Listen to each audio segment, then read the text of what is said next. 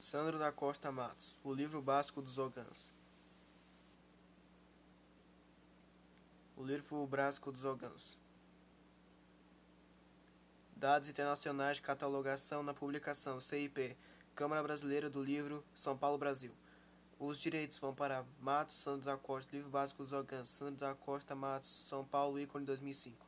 Bibliografia, ISBN 85 274 0840 6. 1. Atabaque. 2. Instrumentos musicais. Aspectos religiosos. 3. Ogãs Umbanda. 4. Religiosidade. 5. Umbanda, culto. E título. 056759 CDD 299672. Índices para catálogo sistemático. 1. Ogãs. Cerimônias litúrgicas. Umbanda. Religião 29976672. Sandro da Costa Matos. Livro Básico dos Ogãs. Ícone Editora. Copyright, Direitos Autorais 2005, ícone Editora LTDA. Ilustração capa, Sandro da Costa Matos, capa Meliane Moraes. Diagramação, Andréa Magalhães da Silva. Revisão gramatical e linguística, Silvio Ferreira da Costa Matos. Revisão, Rosa Maria Cury Cardoso.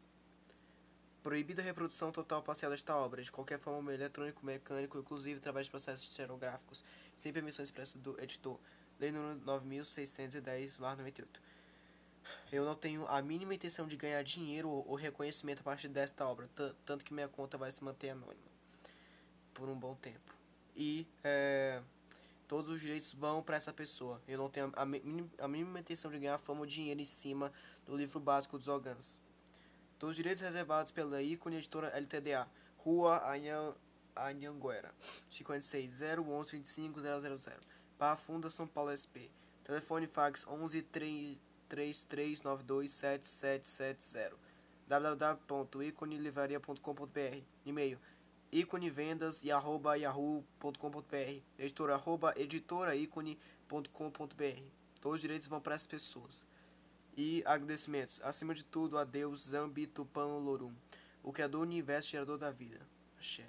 A Nosso Senhor Jesus Cristo, Pai Oxalá, Mestre maior da Umbanda. Axé. Ao meu orixá, Senhor Baluaê, com respeito e admiração. Axé. Ao caboclo Obatubá, mentor espiritual da APEU, pelas mensagens de amor e fé que nos ensinam a caminhar na trilha de evolução espiritual. A cabocla Indira, pela doçura e afeto. Ao caboclo boiadeiro da Jurema, entidade responsável pelos órgãos da casa, que sempre nos traz novos conhecimentos sobre a força dos instrumentos sagrados da magia umbandista. Ao meu padrinho espiritual, o preto velho de Xangô, pai sete quedas da cachoeira. Aos Exus de lei, em especial ao Exu de sete portas e ao Exu da maré, pela guarda e proteção, e a todos os orixás, guias e protetores que atuam nas linhas de Umbanda. Meu sincero saravá, o autor. Dedico esta obra a minha esposa, Viviane Chiavino da Costa Matos, pelo amor e companheirismo. Aos meus pais dirigentes da Espiritistas da APEU, Silvio Ferreira da Costa Matos e Cleide Cunha da Costa Matos, pelo carinho, educação e incentivo e ainda por terem mostrado desde a minha tenridade a importância em seguir com o caminho religioso para a prática da fé e da caridade. Ao meu pai de couro, hoje dirigente do templo de Umbanda Branca do Caboclo Girassol, Dermeval Marques Saturnino. Aos ogãs da APEU, Cristiano M. Rocha, Sidney C. Matos, Rogério da Silva, William da Silva, Vanderlei Cunha, Luiz Marcelo G. Nascimento e André Luiz G. Nascimento. A minha avó Carmélia de Comi Cunha, a Adagã da casa, sempre fiel à Umbanda, servindo de exemplo aos mais jovens. Ao Ogão Abade Oxalá, Evanir de Souza Matos, grande tatá de Umbanda da cidade do Rio de Janeiro e patrono da APU. Ao meu avô e doutrinador Francisco P.R. Conceição, pelas palavras de elevação espiritual. Aos meus irmãos de fé da APEU, Associação de Pesquisas Espirituais Obatuba. A todos os ogãs aos quais tive o prazer de acompanhar em O Toque a um Ponto Cantado. E a todo o povo bandista. Que Oxalá os ilumine. Axé. Índice. Prefácio 11, Música e Religiosidade 15, Tambores 17, Religiões afro-brasileiras que utilizam tambores 21, o atabaque 27, seus instrumentos auxiliares 31, os órgãos 33, títulos e cargos dos órgãos 35, outras denominações dos órgãos contratos nas diversas nações africanas 39, o órgão e sua mediunidade 41, iniciação do órgão 45, comportamento e disciplina 49, saudações aos orixás linhas 53, saudações especiais 55, pontos cantados 57, toques e ritmos 63, cobertura dos atabaques 67. Obrigações ritualísticas 69, firmeza dos atabaques 71, cruzamento do couro 73, energização 75, alimentar os atabaques 77, descarregar o couro 79, troca de couro 81, trabalho juntos à natureza 83, guias colares 87, demanda entre órgãos 89, pagar de órgão 91, mulheres nos atabaques 93, casos verídicos 95, o hino à banda 107, letras de pontos cantados 109, regulamento dos órgãos modelos 123, manutenção dos instrumentos 125, um pouco de história 127, mostra o próprio instrumento 129, epílogo 133, referências bibliográficas 135. Prefácio. Foi com imensa alegria que recebi do autor desta obra intitulada O Livro Básico dos Órgãos. Coincidentemente, meu filho a incumbência de prefaciar este que é seu primeiro trabalho literário, particularmente de cunho religioso, no qual busco passar ao leitor um pouco da experiência reunida ao longo dos seus 20 anos no cargo de órgão, cuja evolução no aprendizado e no aperfeiçoamento lhe permitiu galgar os postos hierárquicos dessa representação sacerdotal, pautado no comportamento com humildade, com seriedade e a fé, até atingir os patamares que o levaram à posição de Alabê. Desde muito cedo, tivemos a surpreendente e gratificante satisfação de testemunhar o despertar de suas habilidades para lidar com os instrumentos de percussão.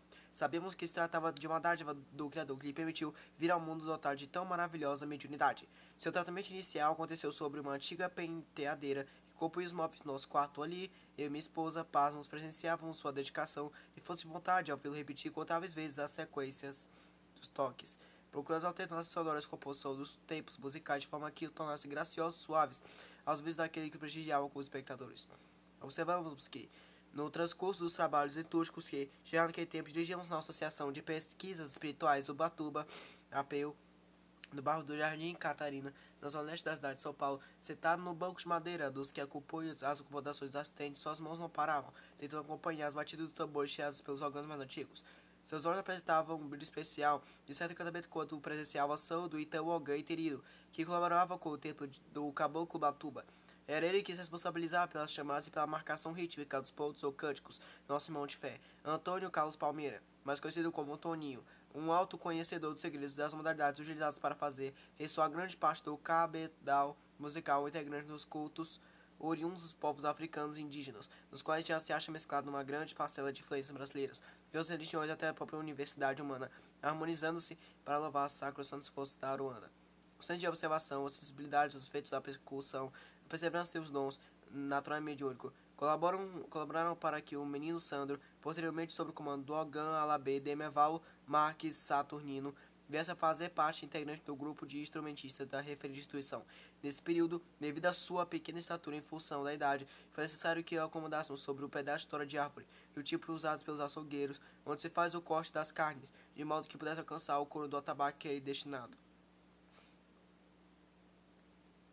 O tempo passou despercebidamente, e quando menos esperava, ele, o adulto, casado com formação superior e ciências biólogas, e foi preservada, muito embora tivesse passado por duras provações em sua vida.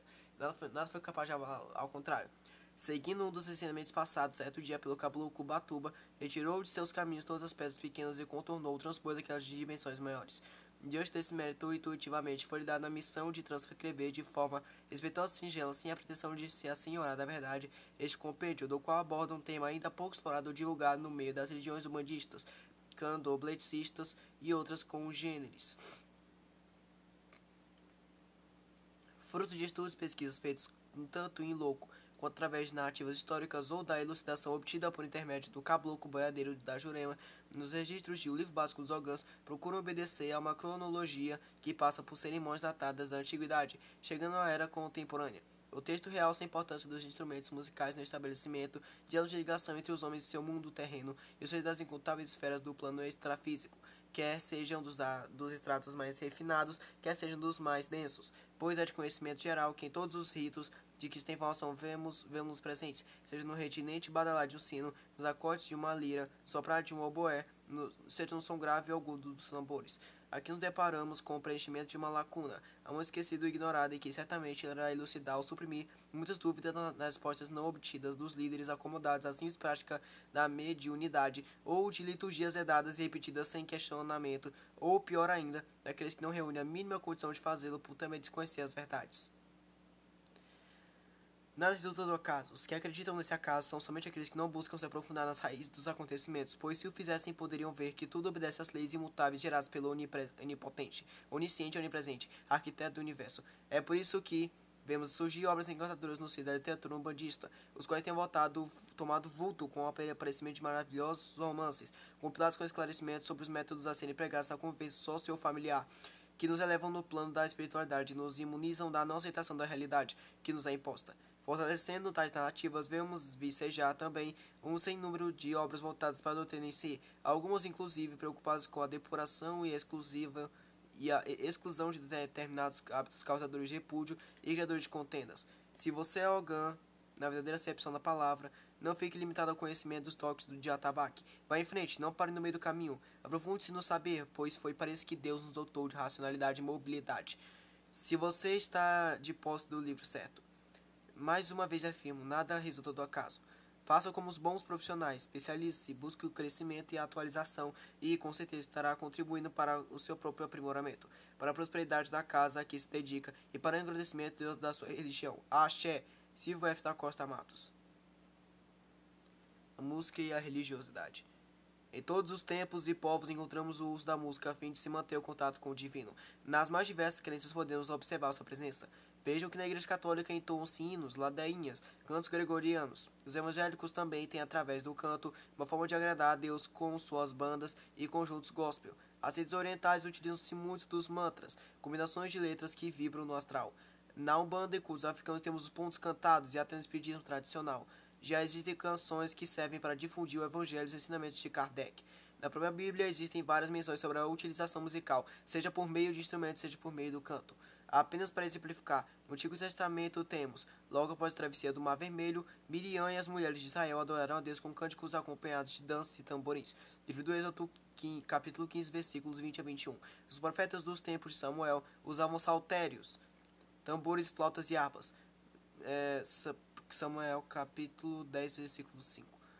Como disse Isaías, o Senhor veio salvar-me, pelo que, tangendo instrumentos de cordas, nós louvaremos todos os dias de nossa vida, na casa do Senhor. Isaías, capítulo 38, versículos 20. O saltério, Salmos, era o cancioneiro de Israel. Os salmos dão muito destaque ao uso de instrumentos musicais na adoração de Deus. Celebrai o Senhor com harpa, louvai-o com cânticos no saltério de 10 cordas. Entoai-lhe um novo cântico, tangei com arte e com júbilo. Salmo capítulo 33, versículos 2 a 3. No Novo Testamento observamos os seguintes textos. Por volta da meia-noite, Paulo e Silas oravam e cantavam louvores a Deus, e os demais companheiros da prisão escutavam. Atos capítulo 16, versículos 25. Está alguém entre vós sofrendo? Faça oração. Está alguém alegre? Cante louvores. Tiago, capítulo 5, versículos 3. Habite ricamente em vós a palavra de Cristo. Instruí-vos e aconselhai-vos mutuamente em toda sabedoria, louvando a Deus com salmos e hinos e cânticos espirituais, com gratidão em vosso coração. Colossenses, capítulo 3, versículo 16. Tambores. De forma genérica, podemos confirmar que tambores são instrumentos musicais de percussão, formados por armação oca, tendo sobre essa uma pele esticada produzindo som quando percutido, sendo esse originado pela vibração da membrana, ou seja, da pele, classificando-o assim como membranofone. Os primeiros tambores foram encontrados em escavações arqueológicas no período neolítico. Na Morávia, um desses achados foi datado de 6.000 anos antes de Cristo. Em artefatos egípcios, outros foram localizados com peles esticadas, datados de 4.000 anos antes de Cristo. Na Mesopotâmia e na antiga Suméria, alguns tambores de 3.000 anos antes de Cristo ainda têm sido descobertos, conforme registros anotados por pesquisadores que estudam os hábitos culturais de antigas civilizações. Características dos primeiros tambores: consistiam de troncos ocos, cobertos pelas bordas com as peles de répteis ou couro de peixes, sendo repercutidos com as mãos. Somente mais tarde surgiu o uso de baquetas e também de peles mais resistentes. Com o desenvolvimento musical do ser humano, a grande variedade de tamanhos, formas, tipos de pele e de métodos de fixação dessas foram surgindo. No tambor de uma pele eram usados materiais como pregos, grampos, cola, etc. Já nos de duas peles, faziam-se furos atravessando-as, pelos quais passavam cordas a fim de esticá-las. Os tambores mais modernos, usando aros que pressionam a pele, surgiram na Europa. Tambores sagrados. Os tambores sempre tiveram funções diversas, como a de transmitir alegria em festas populares, transmitir mensagens à distância, principalmente a função religiosa. Tidos como objetos sagrados com poderes mágicos, mesmo atualmente, em certas sociedades, essa sua confecção envolve um certo ritual. Em todo o mundo encontramos religiões ou seitas que os utilizam nos seus cultos divinos. Na China, há mais de 2000 anos, usa-se tais instrumentos, feitos de bronze, rituais sagrados e cerimônias de casamento. No Japão, um gigantesco tambor chamado O Taiko é repercutido no ritual, bate o coração da Mãe Terra. Além disso, se consideram diretamente ligado à história sagrada do Japão e ao culto original do Shintoísmo. Encontramos ainda os de menor tamanho, como os pequenos shimetaiko, que emitem um alto diapason. A manipulação destes instrumentos japoneses implica uma sintonia perfeita de mãos e pés, onde gestos coreografados não são simples espetáculos, mas sim a invocação ritual dos kamis, espíritos universais, invocando-os para a boa colheita, para a chegada da primavera e a identificação dos homens com a terra. Nativos norte-americanos também associam os toques às batidas do coração da Mãe Terra e ao som do útero, pois dá acesso à força vital através do seu ritmo. Para os xamãs, é veículo para a invocação de espíritos, para curas e para afastar a força do mal. É instrumento de comunicação entre o céu e a terra. No voodoo haitiano, empregam-se alguns outros modelos como o bola, o second e o manman, também chamado de assoto. Existem também os damarus, instrumentos de Shiva, tumbadoras cumbanas, tábuas indianas além dos usados no Tantra e no budismo tibetano. Dos cultos africanos como Candomblé e Albanda, religião de terras brasileiras, entre muitas derivações, mais comum e conhecida é o atabaque. Há ainda outros instrumentos considerados de grande poder, como os macacás e chocalhos, muito utilizados na América do Sul, principalmente pelos indígenas, feitos de cabaça, cascos de tartaruga, tipos de gado, contendo em seu interior sementes ou pedras. São utilizados para quebrar a energia estagnada, para a abertura dos rituais, exorcismos e trabalhos de cura, além de serem ótimos para a marcação dos ritmos. Religiões afro-brasileiras que utilizam tambores. No Brasil existem diversas seitas e religiões que utilizam esse tipo de instrumento de percussão em seus rituais sagrados. Entre elas destacam-se aquelas que se originaram nos povos indígenas e africanos, como as que seguem. Umbanda é uma religião universalista, com diversos detalhes encontrados nas mais variadas religiões e seitas do mundo. Porém, não é difícil identificar que na Umbanda, três bases religiosas têm um papel fundamental em sua forma de atuar: o espiritismo, o catolicismo e os cultos africanos. A tudo isso somos ainda o conhecimento da cultura indígena. Semelhante ao espiritismo, possui comunicação entre médios e espíritos desencarnados, baseando-se na doutrina de Kardec, com relação aos estudos dos fenômenos mediúnicos e na crença da reencarnação e na evolução do espírito. Do catolicismo, então principalmente o sincretismo com os santos, pois a todo momento os umbandistas reverenciam todos os orixás com os espíritos de altíssima elevação, já que muito auxiliam em seus trabalhos. Já dos cultos africanos, é notório que a Umbanda recebeu grande influência, principalmente através dos espíritos de negros escravos, os pretos velhos, que trouxeram em suas manifestações muitos ensinamentos que serviram para incorporar ao ritual elementos que até então eram típicos, principalmente no candomblé. Os indígenas caboclos contribuíram com seu conhecimento sobre os vegetais, sobre a manipulação de energias através da pagelança, usadas principalmente no combate às forças inferiores, na prática da cura e etc. Quanto à sua origem, a versão mais aceita entre os adeptos é a manifestação do Caboclo Sete Cruzadas, em 15 de novembro de 1908, quando incorporado no ainda muito jovem Zélio Fernando de Moraes, na sede da Federação Espírita do Rio de Janeiro. Porém, essa história não é uma unanimidade, pois existem autores que defendem que a Umbanda nasceu muito tempo atrás, na lendária Atlântida, ou ainda que ela seja uma ramificação direta dos cultos africanos que davam abertura à manifestação dos espíritos dos seus antepassados. Particularmente acredito que, como forma de culto oficial, essa maravilhosa religião nasceu sim com caboclos das sete cruzilhadas, mas que, com força de atuação desde o morte da humanidade, até porque ela trabalha com as energias que regem a natureza. E se a Umbanda, como culto oficial, passou a ser aceita como religião a partir do evento com o Zélio de Moraes. Não podemos esquecer das palavras do caboclo, declarando que se iniciava naquele momento um novo culto em que estavam presentes os espíritos velhos africanos que haviam servido como escravos e que, desencarnados, não encontravam campo de ação nas seitas negras, já deturpadas e voltadas muitas vezes para os trabalhos de feitiçaria, e de índios nativos de nossa terra, que por ela poderiam trabalhar em benefício dos encarnados, independendo da sua raça, credo ou condição social. Diz também que a prática da caridade, no sentido do amor fraterno, seria a característica principal desse culto, que teria por base o Evangelho de Cristo e como Mestre Supremo Jesus.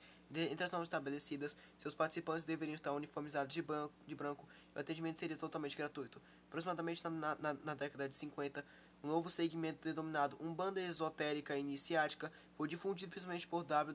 da Mata e Silva e seus discípulos, muito embora anteriormente a isso mensagens enviadas pelo Caboclo Mirim através do médium Benjamin Figueiredo já falavam sobre essa escola umbandista.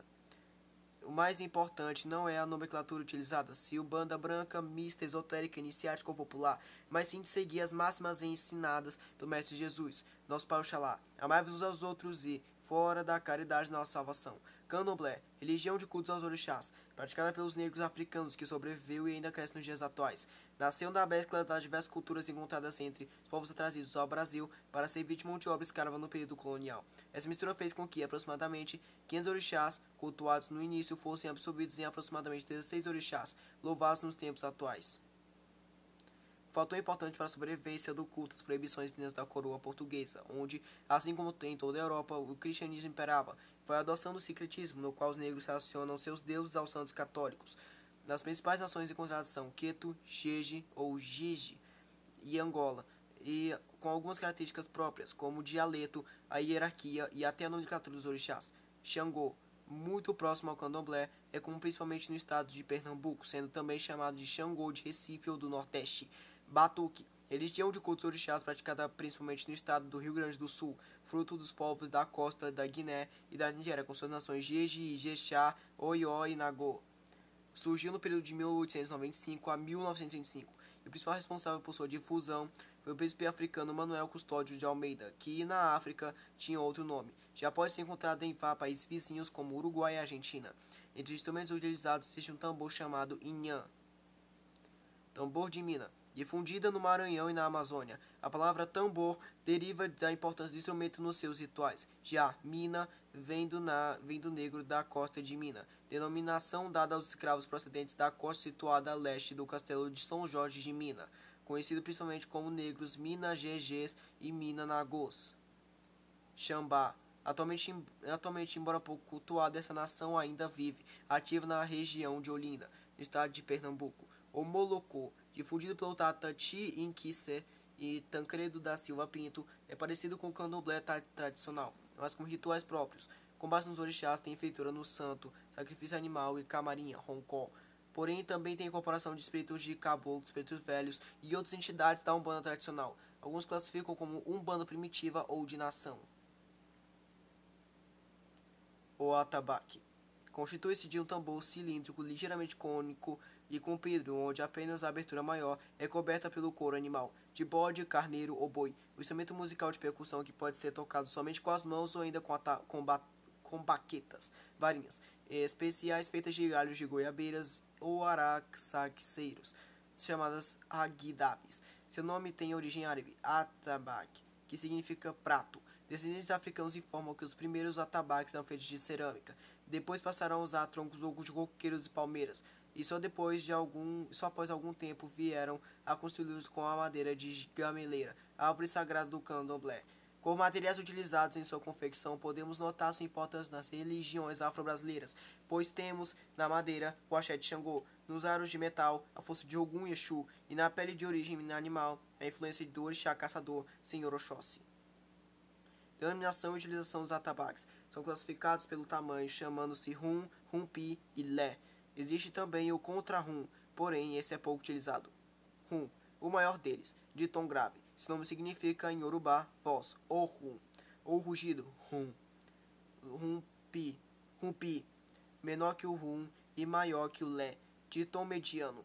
O nome também em Yorubá tem o rum, rugido, mas o pi, imediatamente, ou seja, indica sua posição na orquestra de atabaques. Lé é o menor do trio e tem um som mais agudo. O nome na língua eué faz alusão ao seu tamanho, pois significa pequeno, li. Nos terreiros, em especial no candomblé, o rum é responsável pelo solo musical e variações melódicas. O rumpi e lé possuem a função de dar o suporte musical e a manutenção constante no ritmo. Na Umbanda, nem sempre isso ocorre, pois normalmente os atabaques são tocados no mesmo tempo, de forma muito parecida pelos instrumentistas, mudando às vezes de pessoa para pessoa, a forma de fazê-lo e a ordem das passagens, repiques, durante o toque com igual êxito junto às divindades. Os atabaques, também chamados de ilus, angombas ou engomas, na nação Angola, como instrumentos sagrados que são não deve sair do recinto do terreiro a menos que seja para uma obrigação religiosa, como por exemplo os trabalhos nas matas, nas praias e nas cachoeiras, ou ainda por algo que faça parte da tradição, como as visitas entre tendas conhecidas. Também não devem ser percutidos por pessoas não preparadas para esse fim, pois isso poderia acarretar numa quebra de energias existentes no instrumento ou em transmissão de vibrações que não seriam benéficas à pessoa despreparada. Seu som é o condutor do axé do orixá. A vibração do couro e da madeira interagindo geram forças capazes de relacionar-nos diretamente com os mais altos ou baixos campos vibratórios, de acordo com a necessidade ou vontade daqueles que a fazem soar. A afinação desses tambores tem como aspecto a primordial. A diferença de tonalidades entre eles, vindo da grave mais baixa a aguda mais alta. Para um bom equilíbrio, é importante que haja harmonia sonora, ajustando-os de acordo com as exigências da acústica local. Instrumentos auxiliares. Adja é uma sineta de metal usada em especial nos candomblés e nos xangôs, Recife, de origem iorubá, cuja finalidade é chamar os filhos de santo para reverenciar os orixás. A agogô significa sino em iorubá. É formada por uma campânula simples ou dupla de ferro, dotada de cabo tocada por uma baqueta de madeira ou de ferro. Existem também os de 3 ou 4 campânulas. O último padrão normalmente é mantido, mas improvisações de variações podem ocorrer de acordo com outros instrumentos. Campa, sineta, em alguns casos é confundida com adjá. Ganzá, chocalho elaborado por um pequeno tubo fechado com sementes em seu interior, também conhecido como amelê. Existem outros formados por pequenos cestos entrelaçados, feitos à mão e cujo interior trazem areia ou pequenas pedras. Cachixi, chocalho composto de fios de jugo traçados com sementes ou conchas em seu interior, cujo fundo é feito de couro ou pedaço de cabaça. A afoxé é constituído por uma cabaça redonda que se afunila para formar o cabo. Tem contas de plástico trançadas em sua volta amarrados por fios. Xequerê, também feito por uma cabaça, porém maior que a afoxé. Daí transmitiram um som mais forte, sendo que o lado maior da cabaça produz um tom grave. Posso citar 3 maneiras de tocar esse instrumento, assim como os afoxés. Segurar a cabaça reta e sacudi-la para frente e para trás, o que produzirá sons agudos e curtos, com o cabo em uma mão e girá-la, e com a outra pressionar as contas, friccioná-la com as mesmas contra o corpo da cabaça, ou ainda sacudir a cabaça e tocá-la com a outra mão no corpo do instrumento. Na orquestra ritualística ainda podem ser encontrados o pandeiro, o berimbau e o reco-reco. Estes praticamente não são utilizados. Devo lembrar que tudo que for usado nos rituais deve primeiramente ser preparado e firmado para que possa realmente ter sua força divina ativada. Qualquer instrumento, inclusive os auxiliares, sem o devido preparo ministrado dentro do ritual do candomblé ou por uma entidade na Umbanda, não passa de um simples instrumento musical como muitos encontrados em bandas, orquestras, rodas de capoeira e grupos de afoxé. Os ogãs. Os ogãs têm um cargo hierárquico de alto escalão dentro de um terreiro, pois estão logo abaixo dos sacerdotes principais, babala ou babá, padrinho, madrinha, o dirigente espiritual, bem como pai ou mãe pequena. Sendo assim, por excelência, autoridades na casa fazem de certa forma parte do corpo sacerdotal. Não é qualquer um que pode ser ogã.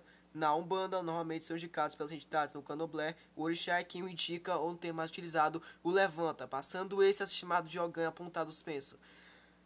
Sacerdotes de ambas as religiões, através da intuição, também podem determinar se uma pessoa será ogã. Os ogãs também são elementos de extrema importância e confiança do líder espiritual, possuem a capacidade de ativar energias, sendo então muito importantes para a força vibratória no terreiro, pois devem ser conhecedores de rezas e fundamentos de cada orixá, além de saber a hora exata de entoar cada canto e toque, de acordo com a necessidade do trabalho. Sacerdotes especialistas no louvor aos orixás, guias, mentores, são responsáveis também pela alegria e vibração positiva do terreiro. A Umbanda possui ensinamentos e fundamentos específicos para a formação e fortalecimento dos ogãs, confirmando assim o que Deus já consagrou. Muito embora percebamos que, diferentemente do candomblé, talvez por falta de conhecimento dos adeptos ou até mesmo do dirigente, em algumas casas seu cargo tem um sentido de menor valor em relação aos demais membros da comunidade, o que não é verdade. Como diz anteriormente, são sacerdotes e assim devem ser tratados. Existem diferentes denominações para esses escolhidos do astral, como ogãs de coro ou instrumentistas, ogãs de canto e ogãs honoríficos. No candomblé, onde o cargo pertencente somente a iniciados do século masculino, ainda encontramos o ogã Ashogun ou mão de faca, que é responsável pelo sacrifício dos animais oferecidos aos orixás, ogã de Ofá ou mão de Ofá, aquele que colhe as ervas para os rituais sagrados. Normalmente são ligados ao orixá Ossain. Ogalejo Guilheré, responsável por uma parte do padê. O Ogã de entrega leva as ofrendas aos locais de assentamento determinados pelos orixás. Títulos e cargos dos Ogãs. Mesmo entre os Ogãs, existem denominações próprias de acordo com a função de cada um no terreiro, muitas vezes determinado pelo tempo de iniciação ou ainda por ordem do mentor espiritual. São elas: Ogã Alabê ou Alabê. É o comandante dos Ogãs, responsável direto pelos atabaques, instrumentos e auxiliares dentro da casa. Na Umbanda, normalmente é escolhido pelo guia-chefe da tenda para essa função. Na hierarquia, é o terceiro sacerdote, ficando diretamente abaixo dos dirigentes. Deve ser grande conhecedor da região, suas ações e mirongas, além de também saber tocar todos os instrumentos musicais consagrados para os diversos rituais do terreiro. Tem o dever de ensinar aos Ogãs mais novos os toques e cânticos apropriados a cada sessão. O termo deriva do Yorubá e significa Alá, dono, Abé, tambor, ou seja, dono dos tambores. Algumas casas subdividem esse cargo em duas categorias: Otun Alabê, mais velho em iniciação e conhecimento, e Ossi Alabê, mais jovem, sendo que essa disposição só pode ser alterada pela morte de uns representantes ou através da intercessão direta do guia-chefe do terreiro ou do guia responsável pelos ogãs. O alabê deve conhecer a magia dos pontos cantados, além dos toques corretos, sabendo utilizar os momentos mais apropriados. Normalmente, os alabês possuem a facilidade de receber intuitivamente várias cantigas que deverão ser adotadas dentro das necessidades dos trabalhos espirituais. A ele cabe a responsabilidade de preparar os instrumentos antes do início dos trabalhos religiosos, bem como o de fazer certas obrigações de reiniciação dos mesmos, sendo que algumas delas são feitas em conjuntos com os outros ogãs. Em muitos terreiros, o alabê deve tocar o rum, porém, essa não é uma lei dentro do ritual modista. Se um ogã que entrega o terreiro for destinado à função de alabê e já estiver acostumado ao tatabaque, rumpi e olé, não será necessário proceder à troca de instrumento pelo fato de adquirir a função na chefia de entre os ogãs da tenda. Na nação Jeje, o chefe dos Ogãs chama-se Pejigã, senhor que zela pelo altar sagrado, e na nação Angola Tata. Ogã Calofé ou Ogã Colofé, nome dado ao Ogã tocador de atabaques, deve conhecer os toques e cânticos utilizados nos trabalhos, sua forma correta de aplicação e também, dentro do possível, saber tocar os instrumentos auxiliares e cantar os pontos de acordo com as necessidades do terreiro. Na hierarquia está logo abaixo do alabê e na ausência atua como substituto direto.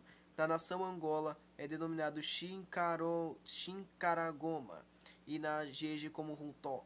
Os colofés são muito importantes para o terreiro, pois fazem a marcação rítmica adequada a todos os cânticos ritualísticos. Entre eles, a ordem hierárquica será determinada pelo tempo de iniciação de Ogã ou ainda o tempo na casa. Ogã Berê, em fase de iniciação e aprendizado, vai aos poucos dentro de um certo período de acordo com a confiança conquistada junto ao corpo de Ogãs, em especial ao Labê, adquirindo conhecimentos como os toques, cantos, fundamentos e obrigações. Hierarquicamente está abaixo dos calafés, ao lado dos Ogãs auxiliares. Ogãs auxiliares são aqueles que tocam os outros instrumentos, devem acompanhar que acompanham os atabaques, ou como o ganzá e o agogô, devem ser tão responsáveis quanto os ogãs de couro, pois os instrumentos também são preparados e para isso tão consagrados quanto os tambores. O grande canto ou curumbeiro é responsável pelos pontos cantados no terreiro. Deve ser um exímio conhecedor da magia dos pontos e seu uso correto, pois um ponto puxado de forma errada poderá acarretar sérios problemas como no trabalho espiritual. Necessariamente não precisa saber tocar instrumento algum. O órgão de canto bem preparado, que conhece aquilo que faz, está no patamar hierárquico equivalente aos órgãos calofés. Órgão honorífico. Este título pode ser concedido a uma pessoa que não participa efetivamente da casa, mas que tem importância na sociedade como um todo. É o cargo que não implica nenhum tipo de iniciação. Algumas casas têm o Ogã Obá ou Ogã Rei, que é uma alta dignidade dentro do corpo dos Ogãs. É o título honorífico, pois nem sempre participa do dia a dia da casa. Normalmente a pessoa recebe o termo acrescido ao nome do orixá correspondente ao guia mentor da tenda. Exemplo, Ogã Obá de Oxalá, Ogã Obá de Ogum e assim por diante. No candomblé e demais cultos de origem africana, onde a utilização de sacrifícios de animais faz parte da maioria das obrigações, há um indivíduo que tem um papel fundamental, o Ogã Shogun, popularmente conhecido como mão de faca. Seu conhecimento é de extrema importância, pois deve saber qual animal ser sacrificado para cada orixá, além de algumas de suas características, que são muitas vezes indispensáveis, como a cor, o sexo, o número de patas e assim por diante. A forma correta em que processa a matança também deve ser levada em conta, pois se o orixá se recusar a oferta, poderá cobrá-la em dobro. Para cumprir com essa missão, o instituto deverá receber o preceito de mão de faca. dentro de uma cerimônia especial. É prescindível que fique claro que o Ashogun é um cargo que não deve fazer parte da hierarquia da Umbanda, até porque essa não é adepta ao sacrifício de animais, utilizando em suas ofertas outro tipo de matéria, como por exemplo frutos e frutos. Importante, a ascensão dos órgãos dependerá principalmente do seu conhecimento relacionado ao ritual e à liturgia budista ou de cultos africanos. Mais importante é o órgão ter amor, dedicação e buscar sempre conhecimento. Lembre-se de que, humildemente, é o órgão que deve pedir aos orixás para que escutem nosso chamado e tenham a misericórdia de respondê-lo, pois nada é mais precioso do que a vinda dos orixás, guias mentores à terra para nos abençoar, trazendo axé o conforto de que tanto precisamos.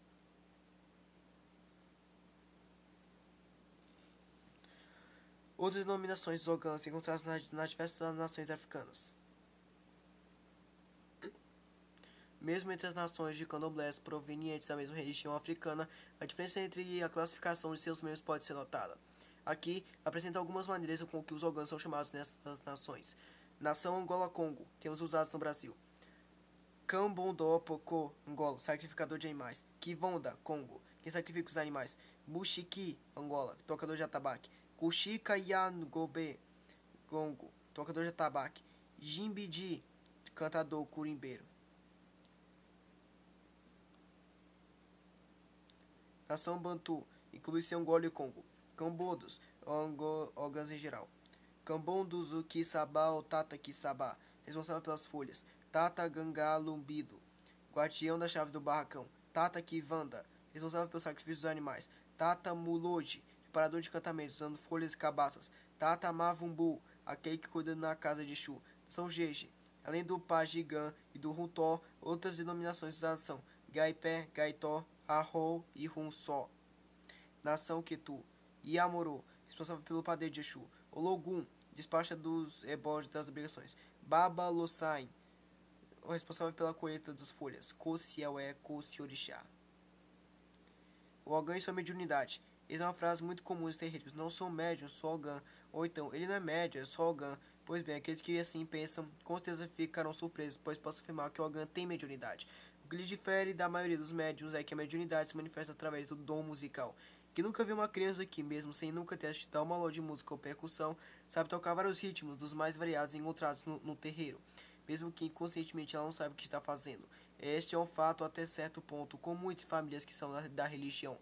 Classificada como mediunidade, lucidez artística, musicista, age especial nas mãos e nos braços, chakra braquial, em órgãos de couro ou nas vagas ou nas pregas vocais, chakra laríngeo, nos órgãos de canto. Quando preparadas pelas entidades, essas religiões são irradiadas e iluminadas pelas forças astrais. Como qualquer médium, veio este a orbe com uma missão predeterminada pelas forças superiores, senhores do karma, para que nesta encarnação pudesse auxiliar no exército de Oxalá, nosso Mestre Jesus Cristo, e dentro da magnitude de Deus, foi-lhe indicada a função de tocar e cantar para os orixás sagrados e para as entidades que auxiliam na Umbanda. Todo órgão tem a obrigação de cuidar e de buscar o aprimoramento de seu dom, que é muito importante dentro de um terreiro, pois ele é o responsável pelo toque ou canto que vibrará na Aruanda, como um elo de ligação entre os membros da gira e as entidades de luz. Seu desenvolvimento e crescimento mediúnico dependerão exclusivamente de si próprio, pela disciplina, força de vontade, fé e respeito para com as obrigações. Dessa forma, poderá com o tempo obter maior facilidade no aprendizado de novos toques, bem como terá aumentado a sua recepção intuitiva, usada pelos guias na transmissão de novos pontos, cantados a serem adotados nos trabalhos espirituais. Assim, já deixo claro que os órgãos também podem manifestar mais de um tipo de mediunidade. No candomblé, nenhum ogã pode manifestar orixá, ou numa linguagem mais comum ao povo de santo, não bola no santo.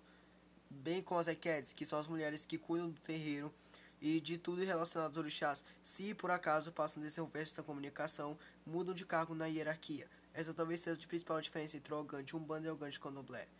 Na Umbanda, de certa forma, é natural encontrarmos órgãos que, além do dom musical, possuem mediunidade de incorporação. Lógico que fazem parte de uma minoria, porém é possível, pois as pessoas podem desenvolver vários pontos receptivos ao mundo da espiritualidade, chakras, muito embora normalmente desenvolvam um tipo de mediunidade mais marcante e outras de menor intensidade, além de algumas manifestações mediúnicas que podem ocorrer esporadicamente.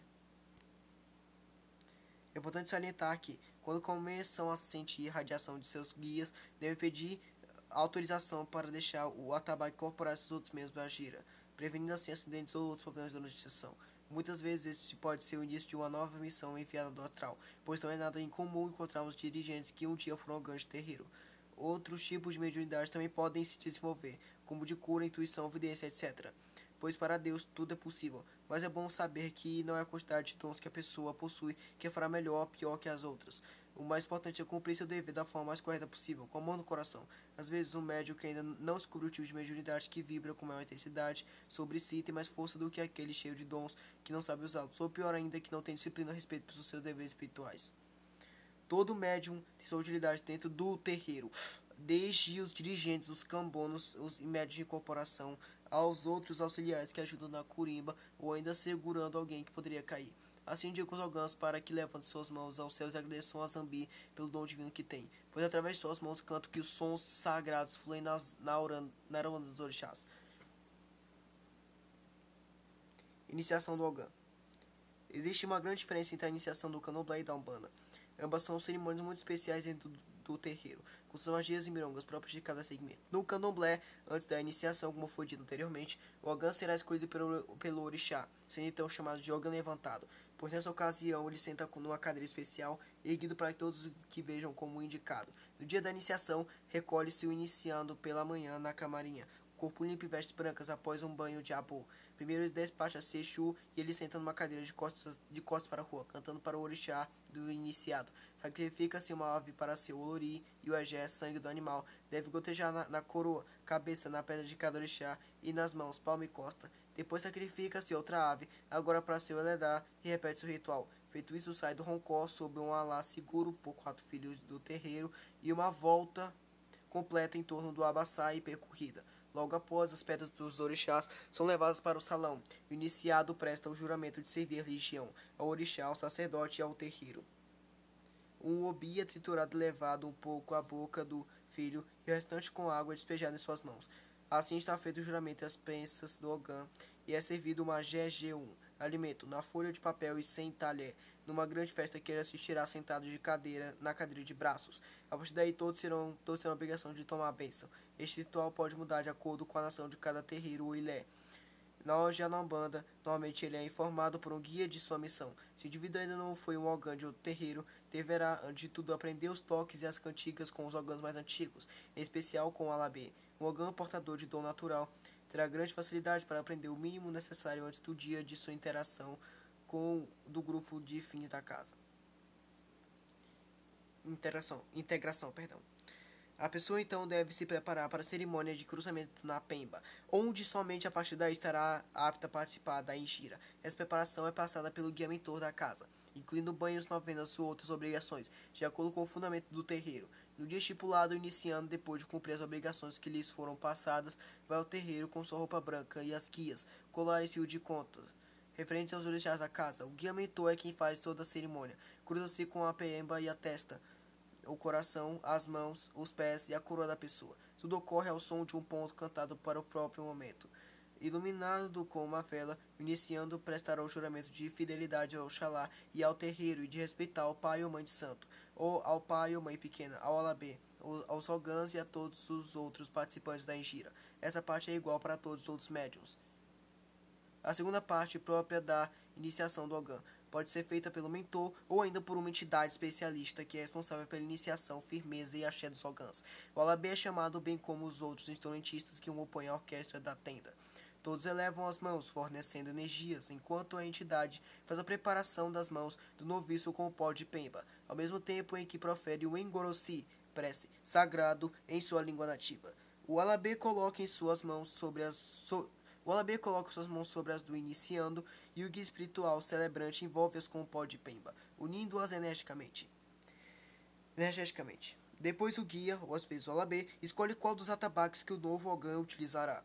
O instrumento é levado ao centro da gira e preparado para que o recém-admitido também possa tocá-lo.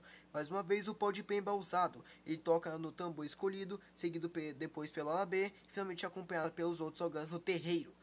A entidade o abraça em seguida, no gesto pelo alabê, e pelos demais ogãs. A seguir, todos os outros participantes da casa também o saúdam, dando-lhe boas-vindas.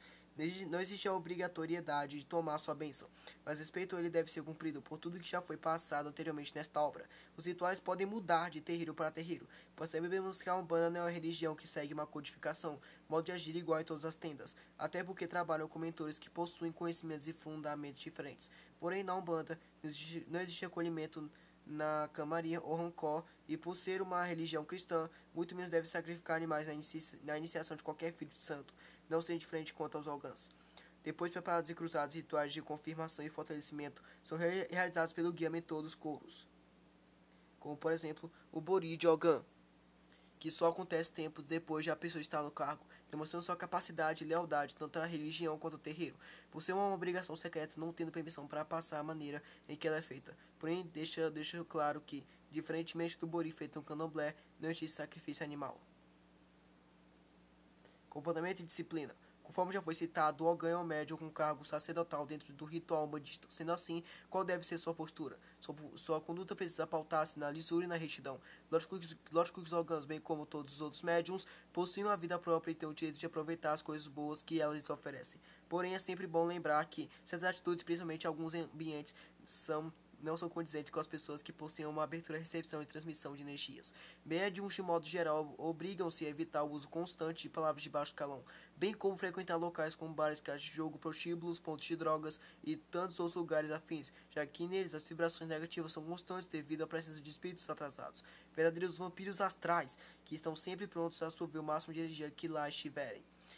O Ogã que frequenta esses locais pesados poderá trazer uma carga negativa para dentro do terreiro, sem contar o perigo que seria ele tocar o atabaque, pois suas mãos, que são os elos de ligação como no espiritual, poderiam irradiar energias desastrosas, abrindo uma entrada para seres dos demais baixos planos dos umbrais.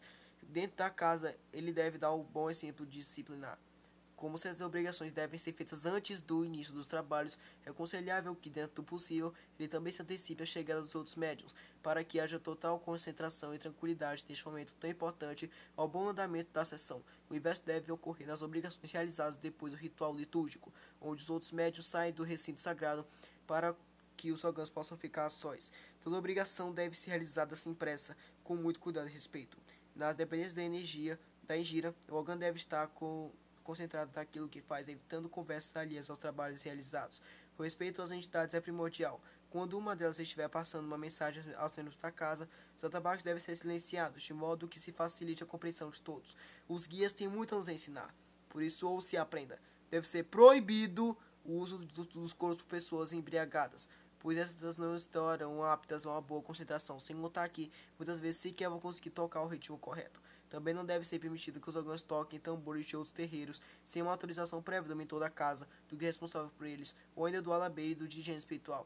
Sair por aí tocando um coro aqui e outro ali poderá acarretar no grande problema, pois, como já foi citado, cada terreiro tem seu fundamento e sua forma de trabalhar. Não custa nada avisar previamente da pretensa visita e solicitar ao seu responsável que lhe explique que medidas devem ser tomadas para a sua proteção antes e depois de tocar em um outro terreiro, agindo de acordo com as instruções recebidas. Aí sim estará apto a fazer seu toque de forma que não traga quisilas nem para si próprio nem para o instrumento de sua casa.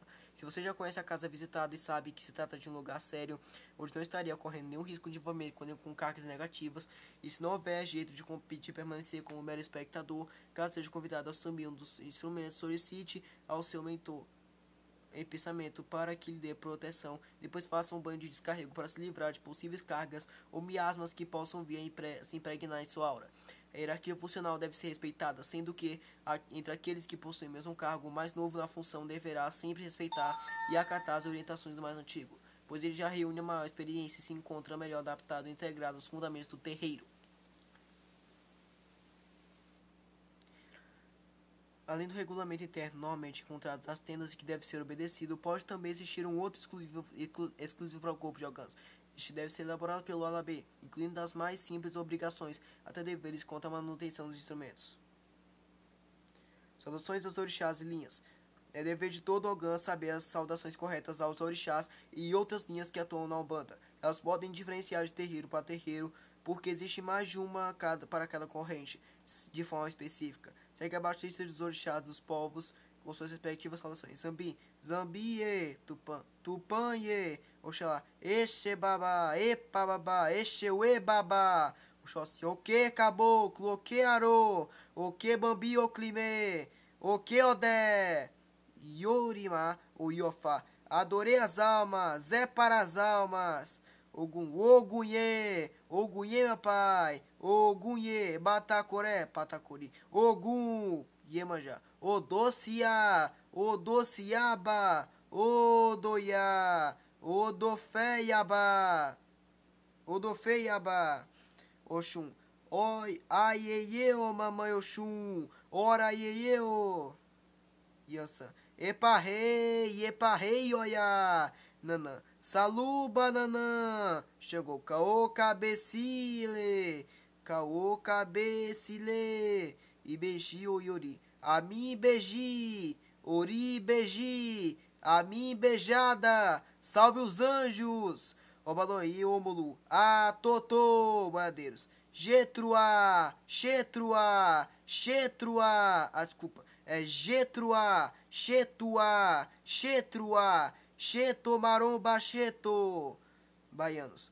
Que Odé a Bahia, é para a Bahia, Odé, Bahia. Marinheiros. Maribabá. Orientais. Oribabá. Almas. Adorei as almas, é para as almas. Exu. Laroie. Exu é Mojubá. Exu é Pombagira. Laroie Pombogira. Tadalaia. Desculpa, errei. A saudação Pombogira é Laroie Bombogira. Talaia. Outros orixás. Ossain. Eueô. Oxumaré. Aroboboi. Aromoboi. Aoboboi. Tempo. Tempoiô. Oba. Obaxire. Logunedê. Logu. Ou Oriki. O termo saravá ou salve poderá substituir todas as saudações e ainda deve ser usado quando for saudar a Umbanda, o Divino Espírito Santo, abertura e encerramento dos trabalhos, etc. Assim, quando houver necessidade de saudar alguém, algum ritual ou mania qualquer, se não souber a forma correta, deve-se fazer uso desses termos que estarão plenamente de acordo com a exigência, pois uma saudação funciona como uma espécie de mantra sagrado que nos comunica diretamente com o astral. Daí a importância de não inventarmos termos ou louvações, sendo saravá ou salve genéricos, viram dentro direto na Aruanda, permitindo que as entidades nas mais diversas linhas possam ouvir o nosso chamado. Saudações especiais. Além das saudações das entidades e seus respectivos orixás, existem outras especiais que seguem abaixo. Congá.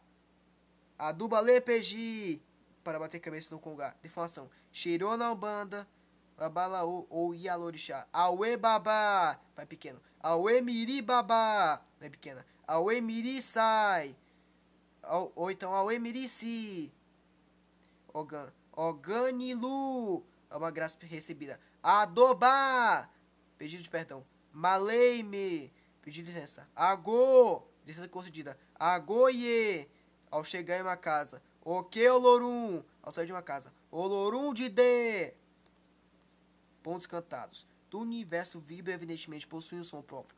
Verdadeiros mantras, os pontos cantados põem em movimento ondas vibratórias, produzindo assim uma maior afinidade entre os planos da matéria e do espírito. Através de pesquisas científicas já ficou provado que os sons possuem uma frequência peculiar, têm cor e emitem, atraem ou dissipam certas energias. Assim, podemos afirmar que os pontos ou curimbas, entre aspas, são verdadeiras preces cantadas que mostram a fé e a magia da Umbanda, bem como despertam a harmonia vibratória de uma agira, dinamizando força da natureza e fazendo-nos entrar em contato com as forças celestiais que nos regem. São, sem nenhuma dúvida, importantíssimos para a harmonização e eficácia dos trabalhos dentro do terreiro. Estes cânticos não devem ser entoados apenas da boca para fora, mas sim com a voz do coração. É preciso, antes de tudo, sentir em sua alma aquilo que está sendo entoado. Tamanha a importância dos pontos cantados que encontramos por aí, diversos templos umbandistas que não adotam o uso de instrumentos, mas apelam para as batidas das palmas a fim de facilitar sua cadência. Outros nem isso adotam, mas todos, sem exceção, utilizam-se dessas cantigas e suas irradiações, às vezes entoando-os num ritmo diferente, mas com a fé necessária para vibrar a energia cósmica por ele gerada. Quando uma entidade ensina um ponto aos membros do terreiro, ele é chamado de raiz e não deve de forma alguma ser modificado, pois possui uma ligação direta com o guia que o passou. Aliás, sequer conseguimos nos lembrar de muitos desses cânticos depois de terminados os trabalhos espirituais, pois foram entoados para um motivo especial, uma mironga ou ainda uma louvação da entidade dos orixás. Para os demais que nos são ensinados, é nosso dever usá-los da forma mais correta possível. Às vezes, esse ponto de raiz é transmitido por intuição e posteriormente confirmado pelo guia responsável por sua inspiração ou ainda pelo mentor da casa. Quanto aos pontos cantados, cuja autoria pertence a alguma pessoa ligada a Umbanda e que tem finalidade de louvar ou ajudar a casa, esses são aceitos pelo plano espiritual, desde que se tenha tido cuidado, bom senso e fé em sua elaboração.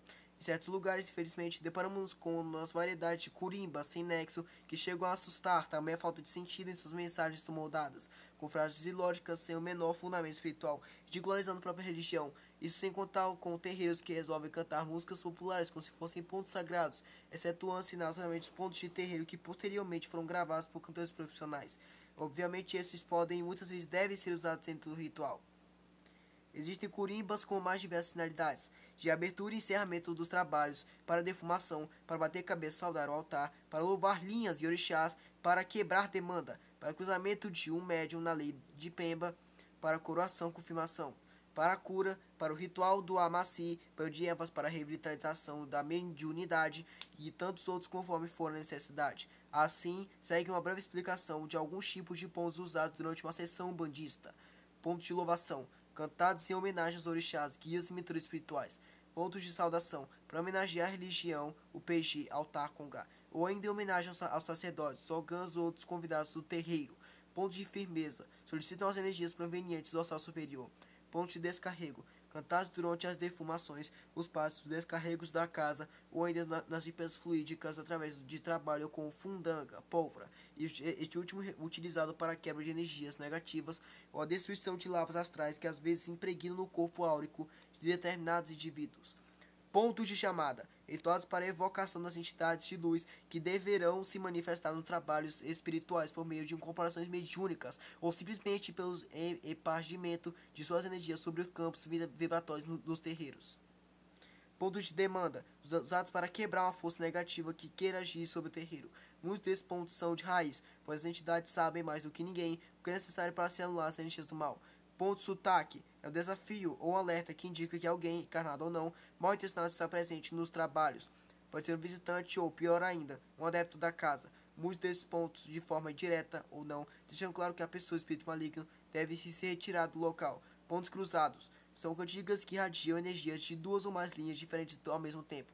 Pontos de subida, entoados para que as entidades desincorporem de seus médiums, indo ao Olô embora, ou seja, fazendo seu axirê de forma harmoniosa.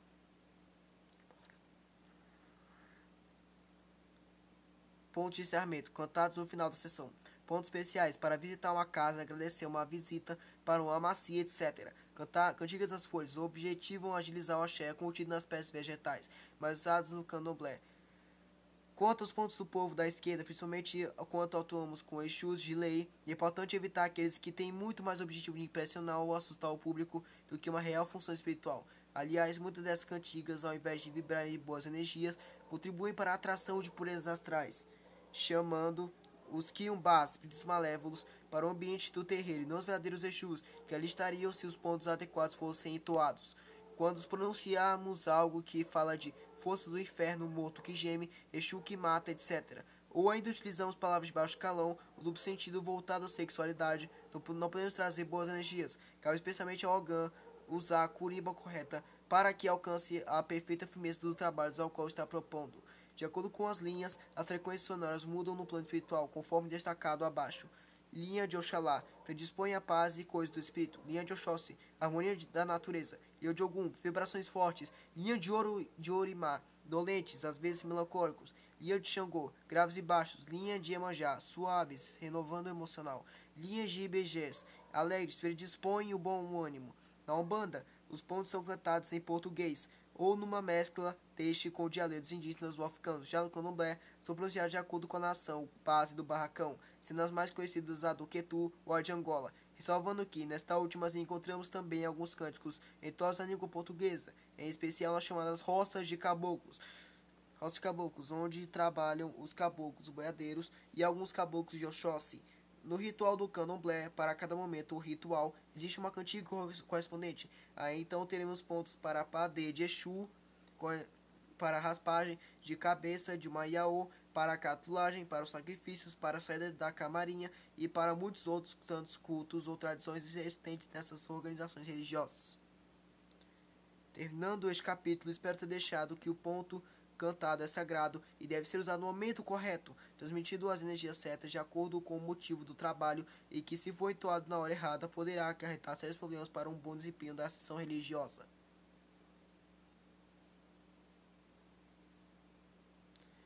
E o próximo capítulo vai ser Toques e Ritmos. Mas então, eu espero que vocês gostem. Eu vou trazer esse livro. A minha intenção não é ganhar dinheiro com a Umbanda, o Candomblé ou atrações de cunho africano.